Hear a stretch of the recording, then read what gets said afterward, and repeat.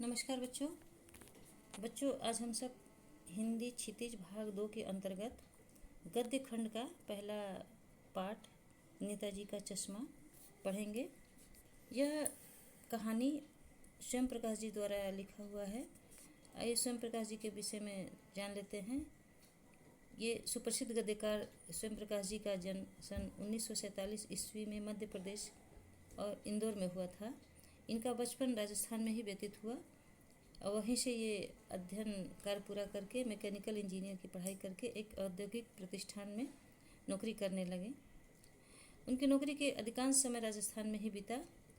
स्वैच्छिक निवृत्ति यानी अपने स्वयं की इच्छा से ये अपने कार्य से निवृत्त होकर कुछ समय तक भोपाल में रहें और इनकी मृत्यु 2 साल पहले हुई। इन्हें कई पुरस्कार से भी सम्मानित किया गया है, जैसे वनमाली पुरस्कार, राजस्थान अकादमी पुरस्कार। इनकी प्रमुख रचनाएं हैं कहानी संग्रह है सूरज कब निकलेगा, आएंगे अच्छे दिन भी, आदमी जात का भाई, आदमी और संधान इनकी प्रमुख कहानी है। उपन्यास है बीच में विनय ईंधन। इनकी साहित्य की विशेषता रही है कि ये मध्यम वर्गीय जीवन के विषय में ही लिखे हैं। इनकी कहानियों में वर्ग शोषण के विरुद्ध चेतना का भाव देखने को मिलता है। उन्होंने अपनी रचनाओं में हमारे सामाजिक जीवन में जाति, संप्रदाय और लिंग के आधार पर हो रहे भेदभाव के विरुद्ध स्वर दिए हैं या लिखे हैं। इस कहानी में जो नेताजी का चश्मा जो पाठ है आपके सिलेबस में, इस कहानी के माध्यम से लेखक स्वयं प्रकाश जी यह बताना चाहते हैं कि हमारा भारत जो है, जो भारत का भूभाग है, जितनी सीमाओं से घिरा हुआ है, यह देश नहीं कहलाता, बल्कि इसके अंदर रहने वाले प्राणी, जीव जंतु, पेड़ पौधे, नदी, पहाड़, प्रकृति सौंदर्य आदि के मिलने से ही हमारा देश बनता है। और इन सबको समृद्ध करने व इन सब से प्रेम करने की भावना को ही देश प्रेम कहा जाता है। इस कहानी के में एक पात्र कैप्टन चश्मे वाले हैं, जिसके माध्यम से लेखक ने उन करोड़ों देशवासियों के योगदान को सजीव रूप प्रदान किया है, जो किसी न किसी तरीके से इस देश के निर्माण में अपना योगदान देते हैं। ऐसा नहीं कि वे केवल बड़े ही देश निर्माण में सहायक होते हैं, जो इस देश के बड़े बड़े पूंजीपति हैं, बल्कि इस देश में रहने वाले बच्चे भी इस पुण्य कर्म में अपना योगदान देते हैं। यही इस कहानी का मूल है। आइए कहानी का पाठ का सार पढ़ते हैं। हलदार साहब थे जो अपनी कंपनी के काम के सिलसिले से हर 15वें दिन उस कस्बे से गुजरते थे। उस कस्बे में बाजार, लड़के लड़कियों के स्कूल, एक सीमेंट का छोटा सा कारखाना, 2 ओपन एयर सिनेमा घर और एक नगर पालिका थी।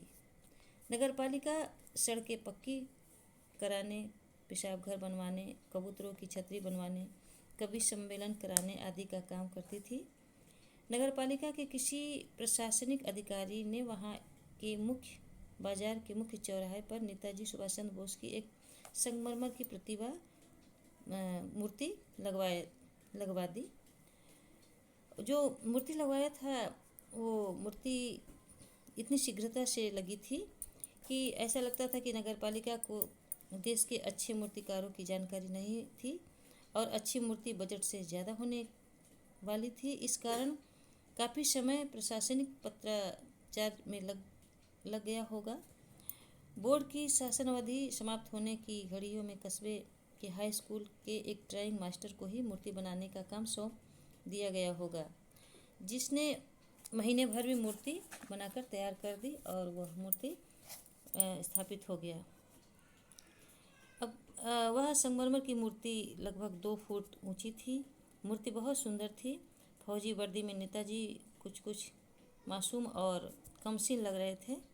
मूर्ति में केवल एक चीज़ देखते ही खटकती थी कि नेताजी की आंखों पर चश्मा नहीं था। संगमरमर का चश्मा न होने के कारण उनकी जगह एक सामान्य और सचमुच चश्मे का काला फ्रेम मूर्ति को पहना दिया गया था। हलदार साहब को कस्बे वाली वालों की देशभक्ति की भावना अच्छी लगी। हलदार साहब जब दूसरी बार कस्बे से गुजरे तो उन्हें पहले के मोटे फ्रेम वाले चौकोर चश्मे की जगह तार के फ्रेम वाला गोल चश्मा दिखाई दिया। तीसरी बार फिर नया चश्मा था। वे हर बार कस्बे से गुजरते समय चौराहे पर रुकते, पान खाते और मूर्ति को ध्यान से देखते। हलदार साहब के मन में कौतूहल था कि पान वाले के से इस कौतूहल था कि ये जो नेताजी का चश्मा है ये बार बार बदल जाता है। तो अपने कौतूहल से को शांत करने के लिए उन्होंने पान वाले से पूछा कि ये कैप्टन चश्मे वाला ये कैप्टन कौन है।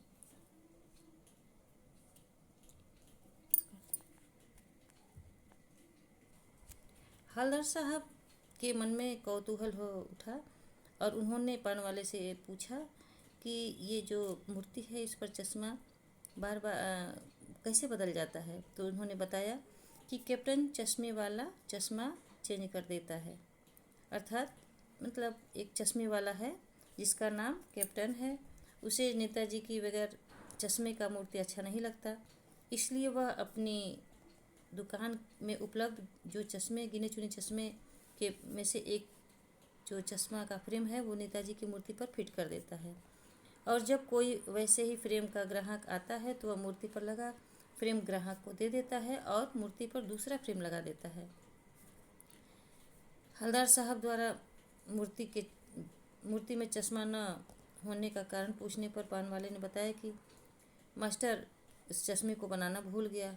हलदार साहब ने देखा कि मूर्ति के नीचे मूर्तिकार जो मास्टर बनाए हुए थे मोतीलाल का नाम लिखा हुआ था, वह कस्बे का अध्यापक थे। हलदार साहब को लगा कि वह पत्थर में पारदर्शी चश्मे के बारे में कुछ तय न कर पाए होंगे या अपने प्रयास में असफल रहे होंगे, इसलिए नेताजी की मूर्ति पर चश्मा नहीं लगा होगा। फिर हलदार साहब कैप्टन चश्मे वाले की देशभक्ति के समक्ष नतमस्तक होते हैं कि एक पान वाला है जिसका नाम कैप्टन है, उसके अंदर देशभक्ति की भावना किस तरह से है। तो पान वाले ने उन्हें बताया कि कैप्टन चश्मे वाला लंगड़ा है, पागल है। हलदार साहब को एक देशभक्त का इस तरह से मजाक उड़ाना अच्छा नहीं लगा। उन्होंने कैप्टन को देखा।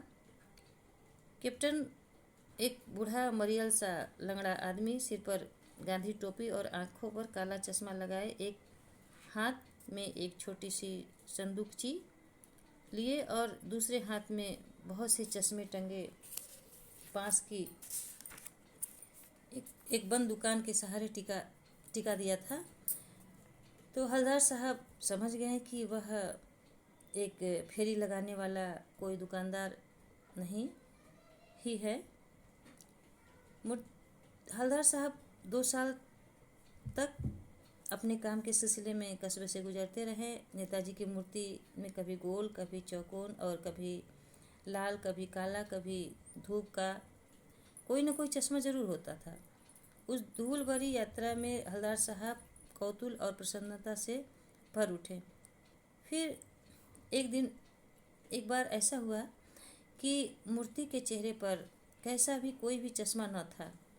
हलदार साहब एक बार उसी चौराहे से गुजर रहे थे तो उन्होंने देखा कि मूर्ति पर चश्मा नहीं है। तो उस दिन पान की दुकान के साथ ही चौराहे की अधिकांश दुकानें भी बंद थीं और हलदार साहब को कारण का पता नहीं चल सका।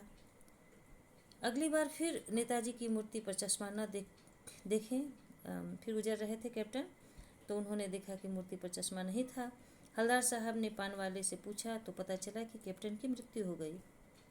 बार बार सोचने लगे कि उस कौम का क्या होगा जो अपने देश के खातिर घर गृहस्थी, जवानी, जिंदगी सब कुछ होम कर देने वालों पर हंसती है, मतलब और अपने लिए बिकने को मौके ढूंढती है। यहाँ हलदार साहब सोचते हैं कि जो देश के प्रति अपनी सब कुछ समर्पित कर देते हैं उन लोगों को कौन सम्मान देता है या नहीं। हलदार साहब फिर 15 दिन बाद फिर कस्बे से गुजरते हैं। उन्हें ख्याल आया कि कस्बे की हृदय स्थली में सुभाष चंद्र की प्रतिमा तो अवश्य प्रतिष्ठित होगी, लेकिन सुभाष जी की आंखों पर चश्मा नहीं होगा, क्योंकि मास्टर बनाना भूल गया और कैप्टन तो रहा नहीं, कैप्टन तो मर चुका है। इसी कौतूहल से वो फिर चौराहे पर आते हैं और उधर देखते हैं, लेकिन देखना भी नहीं चाहते हैं, लेकिन आदत से मजबूर उनकी आंखें चौराहे पर आते ही मूर्ति की तरफ टिक गई। वे तेज तेज कदमों से मूर्ति की ओर लपके और ठीक सामने जाकर खड़े हो गए। तो मूर्ति की आंखों पर सरकंडे का बना छोटा सा चश्मा लगा हुआ था। ऐसा लगता था जैसे बच्चे बनाए हैं, बच्चों ने लगा दिया है। तो इस दृश्य को देखकर ऐसा भाव बच्चों के प्रति ये भाव को देखकर हवलदार साहब भावुक हो जाते हैं और उनकी आंखें भर जाती है।